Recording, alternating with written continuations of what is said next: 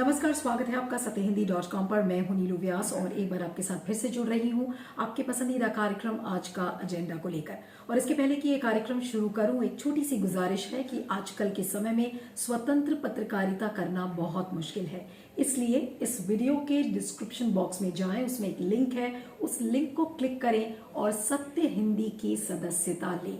इससे आपको निष्पक्ष खबरें मिलेंगी और हमें भी आपका समर्थन मिलेगा। और एक बात और कि गूगल प्ले स्टोर से अगर आपने सत्य हिंदी के ऐप को डाउनलोड नहीं किया है तो जरूर कर लीजिएगा।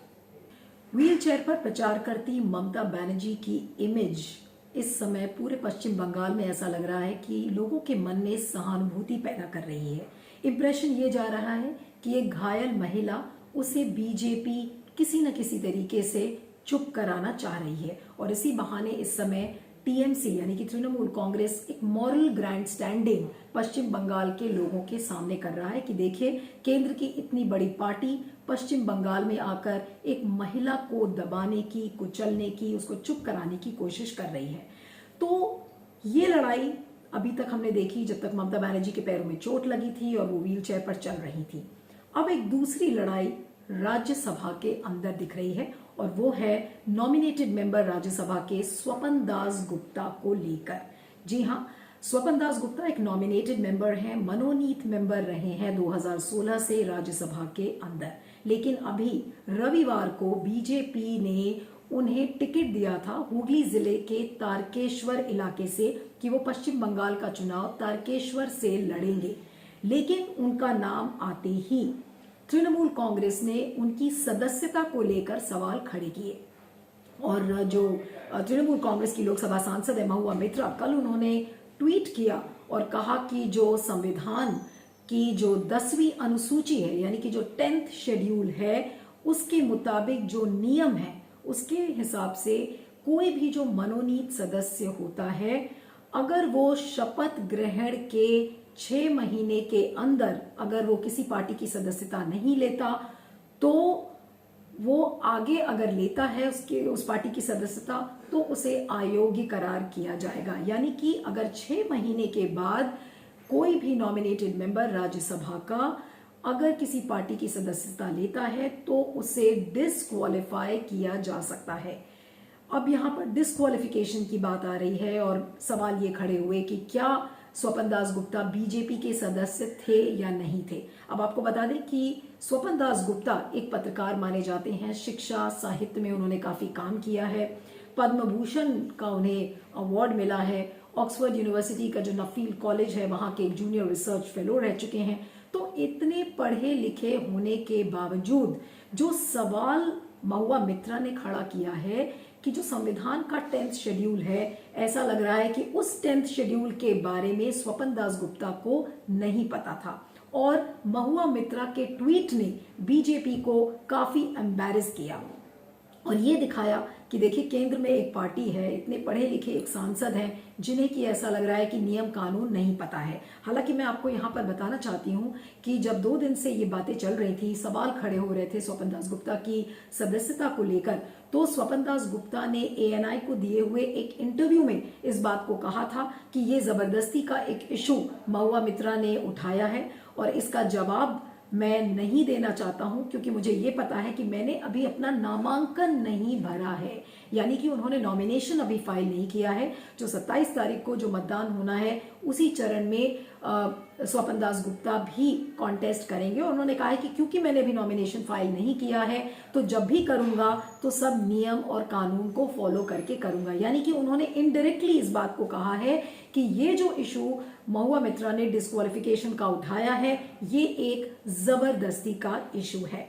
लेकिन आपको बता दें कि कहीं ना कहीं इस समय तृणमूल कांग्रेस एक दबाव की राजनीति खेल रही है। कैसे है ये दबाव की राजनीति, अब आपको बताती हूँ।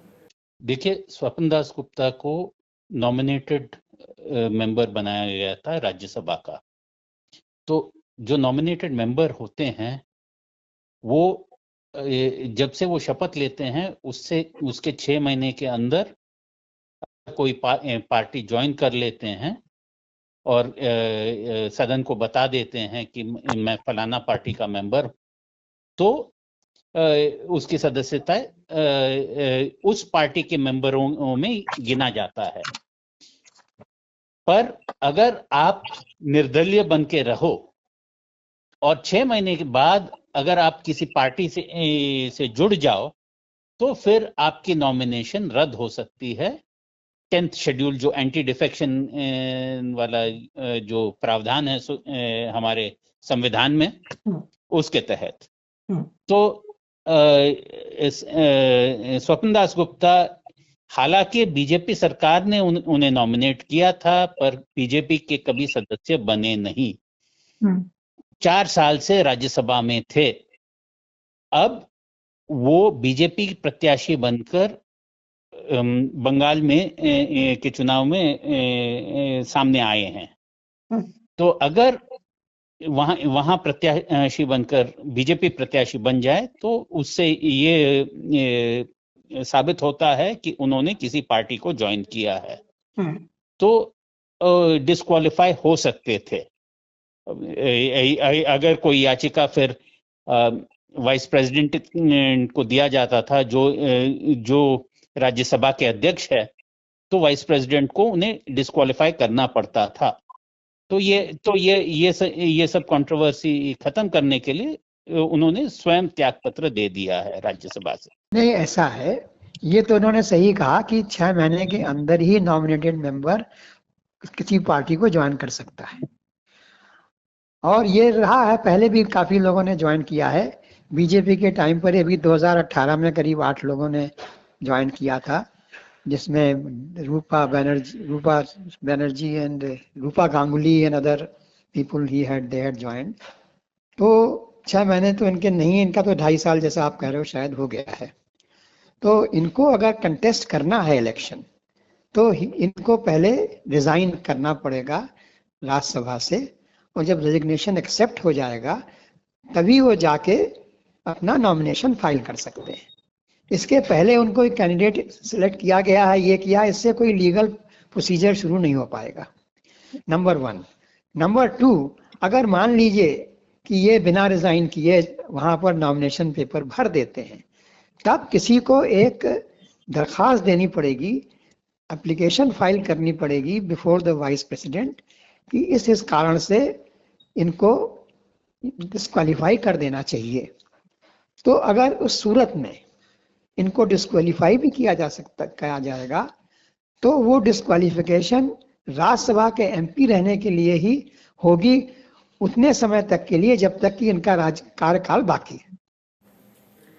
दबाव की राजनीति के पहले मैं आपको बताना चाहती हूँ कि ये जो नियम है, जो 10th शेड्यूल है, जिसकी बार बार महुआ मित्रा ने भी बात की और तृणमूल कांग्रेस के तमाम लीडर्स जिसकी बात कर रहे हैं, वो ये है कि 10वीं अनुसूची में दल बदल के मुद्दे पर अयोग्यता की नियम 3 में ये कहा गया है कि किसी सदन का नामित सदस्य तब अयोग्य घोषित होता है अगर शपथ लेने के 6 महीने की अवधि के बाद किसी राजनीतिक दल में शामिल होता है। तो ये चीज स्वपन दास गुप्ता के ऊपर लागू होती है, क्योंकि वो राज्यसभा के सदस्य 2016 में बने थे और वो बीजेपी से उन्होंने अपने आप को एलाय नहीं किया था, और अब अचानक से अगर बीजेपी उनको ये टिकट दे रही है तो इसी को लेकर सवाल खड़े किए हैं महुआ मित्रा ने। अब जो मैं दबाव की राजनीति की बात मैं कर रही हूं, दबाव मैं यहां पे इसलिए बोल रही हूं कि तृणमूल कांग्रेस ने और Trinamool Congress as a party ने यह डिसाइड किया था कि वो डिस्क्वालिफिकेशन पिटिशन राज्यसभा में लेकर आएगी, और इसको लेकर वो राज्यसभा के जो चेयरमैन है वेंकैया नायडू, उनको अप्रोच करेगी, जिससे कि वो अपनी सदस्यता खो बैठेंगे। अब इस डर से स्वपन दास गुप्ता ने आज क्या किया, आज उन्होंने अपना इस्तीफा राज्यसभा के चेयरमैन वेंकैया नायडू को दे दिया।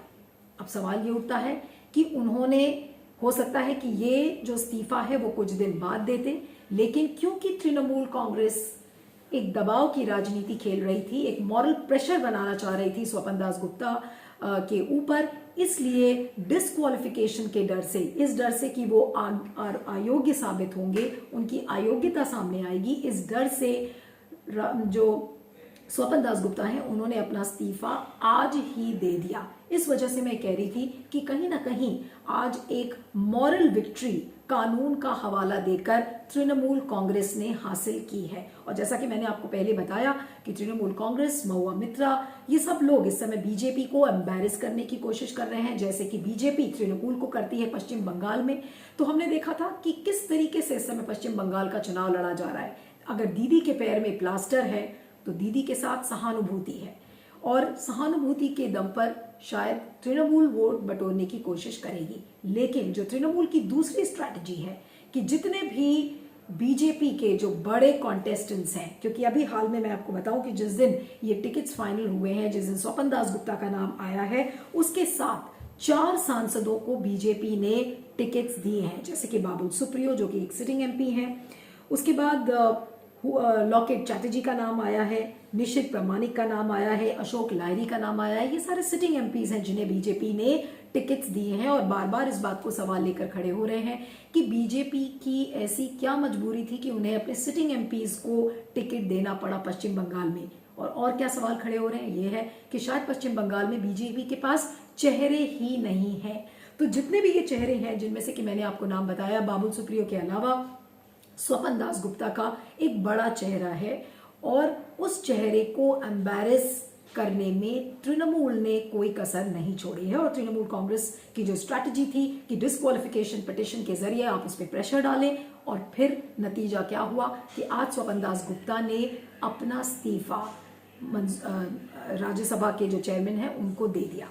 अब इससे क्या मैसेज जाता है? कई मैसेजेस इस समय जा रहे हैं। पहली बात तो ये, जैसा मैंने आपको कहा कि बीजेपी के पास चेहरे नहीं है पश्चिम बंगाल के, और जो चेहरे हैं उनकी भी कमियां, उनकी भी खामियां तृणमूल कांग्रेस गिनाने में लगी हुई है। जैसे कि स्वपन दास गुप्ता को लेकर कि इतने पढ़े लिखे थे, लेकिन वो नियम और कानून से ऐसा लग रहा था कि वो बिल्कुल दूर हैं इस समय, और उनको ये बात नहीं पता है। हालांकि मैं आपको यहाँ पर एक बार फिर से इस बात को स्ट्रेस करना चाहती हूँ कि स्वपन दास गुप्ता ने यही कहा है कि नॉमिनेशन अभी हमने नहीं भरा है, इसलिए जब भी भरूंगा तो पूरे नियम कानून के साथ भरूंगा। यानी कि उन्होंने इनडायरेक्टली ये कहने की कोशिश की है कि नामांकन के पहले हो सकता है कि वो इस्तीफा दे देते, लेकिन तृणमूल कांग्रेस की डिस्क्वालिफिकेशन पिटीशन की स्ट्रैटेजी के चलते स्वपन दास गुप्ता को अपना इस्तीफा, जो कि वो हो सकता है कि 4 या 5 दिन बाद या 1 हफ्ते बाद देते, उन्हें आज देना पड़ा। और इस चीज से तृणमूल कांग्रेस को क्या हासिल हुआ? तृणमूल कांग्रेस को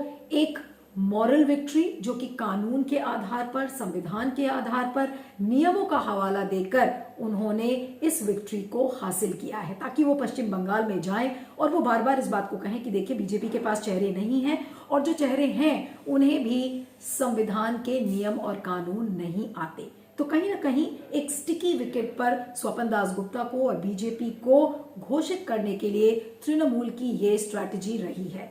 तृणमूल की जो महुआ मित्रा हैं, उन्होंने काफी इससे पब्लिसिटी बटोरी है, और इसमें ये कहने में कोई भी इस समय झेप नहीं होनी चाहिए कि महुआ मित्रा के ट्वीट ने ही इस कंट्रोवर्सी को जनरेट किया। अगर महुआ मित्रा ये ट्वीट नहीं करती तो हो सकता है कि स्वपन दास गुप्ता अपना इस्तीफा जो उन्होंने आज दिया है वो कुछ दिन बाद देती।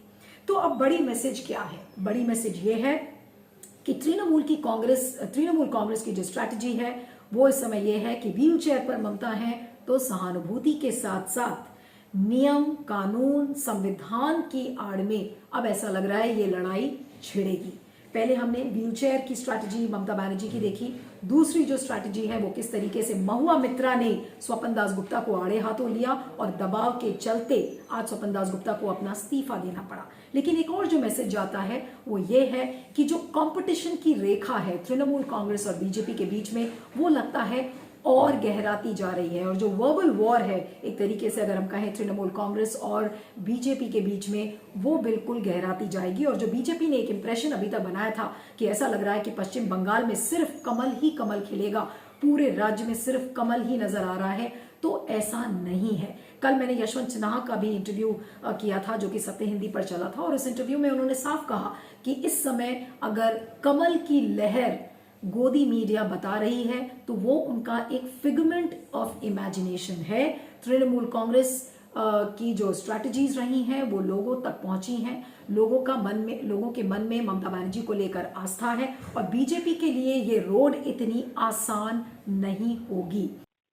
जहां तक मुझे याद है ऐसी परिस्थिति पहले कभी उत्पन्न नहीं हुई है।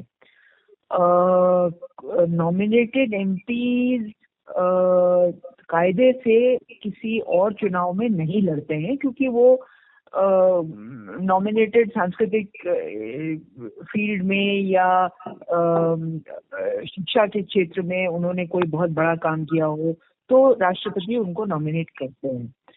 तो जहां तक मेरी याददाश्त जहां तक मुझे याद पड़ता है, ऐसा कभी पहले हुआ नहीं है। और महुआ मोइत्रा ने एक नई चीज को हाईलाइट किया था, जिसका कि पॉलिटिकल इस्तेमाल उनको लग रहा था कि वो कर सकेंगी। इससे पहले कि ये मामला और तूल पकड़ता, स्वपन दासगुप्ता ने इस्तीफा दे दिया है। अभी हाल में पिछले 10 दिनों में हमने देखा है, 10 या 10-12 दिनों में, कि चुनाव का जो कैंपेन की जो टोन है वो बिल्कुल पलट गई है। क्योंकि जब तक ममता बनर्जी के पैरों में चोट नहीं लगी थी तब तक ये चुनाव बिल्कुल ऐसा लग रहा था कि बीजेपी के लिए केक वॉक है, लेकिन ममता बनर्जी के पैरों में चोट लगने के बाद ऐसा लग रहा है कि ये पूरा चुनाव पलट गया है। और अब जिस तरीके से बीजेपी और एक्सपोज हो गई है कि बीजेपी के पास चेहरे नहीं है और उनके पास चेहरे इस हद तक नहीं है कि वो मजबूर हो गए कि अपने सिटिंग एमपीज को चुनाव के मैदान में उतारे, तो इससे आज तृणमूल कांग्रेस ने बीजेपी को एक स्टेप और आगे एक्सपोज करने की कोशिश की है, और वो है स्वपन दासगुप्ता की सदस्यता को लेकर, जिन्होंने आज इस्तीफा दिया। तो अब दो बड़े सवाल आपके सामने यहां पर खड़े कर रही हूं कि क्या स्वपन दासगुप्ता को ये नियम कानून नहीं पता थे कि उन्हें राज्यसभा से इस्तीफा देना पड़ेगा, या जैसे ही उनका नाम सामने आया था टिकट को लेकर तो उन्हें तुरंत इस्तीफा देना चाहिए था और वो टाइम उन्होंने तृणमूल कांग्रेस को दे दिया, and Trinamool Congress had an edge over BJP and it could embarrass not only BJP but also Swapan Dasgupta. तो ये एक सवाल है। दूसरा ये कि क्या तृणमूल कांग्रेस ने एक बेवजह की कंट्रोवर्सी खड़ी की, सिर्फ किस लिए, ताकि एक मॉरल विक्ट्री मिल सके, एक मॉरल ग्रैंड स्टैंडिंग कर सके, क्योंकि ये कंट्रोवर्सी वाकई में अगर देखें तो ये कंट्रोवर्सी है ही नहीं। अगर वो डिस्क्वालिफिकेशन पिटिशन लेकर आए होते और अगर स्वपन दासगुप्ता डिस्क्वालीफाई हो गए होते तो शायद Trinamool Congress would have had a much bigger win in terms of perception. लेकिन परसेप्शन की बैटल में अगर हम देखें तो इस समय दोनों तृणमूल कांग्रेस और बीजेपी दोनों इवन आउट कर गए हैं, क्योंकि डिस्क्वालिफिकेशन का मौका स्वपन दासगुप्ता ने नहीं दिया। डिस्क्वालीफाई होने के पहले ही उन्होंने रिजाइन कर दिया और तृणमूल कांग्रेस ने एक कंट्रोवर्सी खड़ी की जिसके चलते उनको पब्लिसिटी मिली। पूरे देश ने देखा कि देखिए किस तरीके से एक सदस्यता को लेकर बीजेपी के जो लोग हैं, खासकर स्वपन दासगुप्ता, वो नियम और कानून से बिल्कुल परे थे और उन्हें ये बात नहीं पता थी। तो तृणमूल कांग्रेस ने बीजेपी को एम्बैरेस करने की कोशिश की, लेकिन बीजेपी ने मौका नहीं दिया डिस्क्वालीफाई होने का और इसके पहले ही आज उन्होंने अपना इस्तीफा दे दिया। तो इससे परसेप्शन बैटल में इस समय अगर मैं कहूं तो दोनों बीजेपी और तृणमूल के लिए दोनों ही एक विन विन सिचुएशन है। यानी कि कुल मिलाकर पश्चिम बंगाल में जो आने वाले दिन है और जिस तरीके का हम प्रचार देखेंगे तो उसमें भी ऐसा लगता है कि कांटे की टक्कर दिखेगी, क्योंकि ये तो अभी पहला चरण शुरू हो रहा है। 8 चरणों में ये पूरा चुनाव होना है। 294 सीटों पर एक कांटे की टक्कर दिखेगी। लेकिन ये जो हवा बीजेपी ने बनाई हुई थी कि पूरे राज्य में, पूरे पश्चिम बंगाल में सिर्फ कमल ही कमल नजर आ रहा है, तो ऐसा नहीं है। तृणमूल कांग्रेस और बीजेपी के बीच में कांटे की टक्कर नजर आ रही है। लेकिन जो स्वपन दासगुप्ता का एपिसोड है उसने बीजेपी को एक्सपोज किया है और उतना ही एक्सपोज तृणमूल कांग्रेस भी हुई है, क्योंकि उसने अननेसेसरी एक इशू को रेकअप करने की कोशिश की है। हालांकि उस इशू में, उस कंट्रोवर्सी में मेरिट था, उसमें सब्सटेंस था, क्योंकि उन्होंने नियम का हवाला दिया था, 10 शेड्यूल का हवाला दिया। ऐसा लग रहा था कि Swapan Dasgupta was completely ignorant about this 10th schedule of the constitution. इस पर आपका क्या सोचना है, फीडबैक दीजिएगा और मुझे आप ट्विटर पर फॉलो कर सकते हैं। मेरा ट्विटर हैंडल है @neelu317। चलते चलते आपको याद दिलाना चाहती हूँ कि गूगल प्ले स्टोर से अगर आपने सत्य हिंदी के ऐप को डाउनलोड नहीं किया है तो जरूर कर लीजिएगा। बने रहिएगा सत्य हिंदी पर। Thank you so much. सत्य हिंदी का ऐप डाउनलोड करें गूगल प्ले स्टोर पर।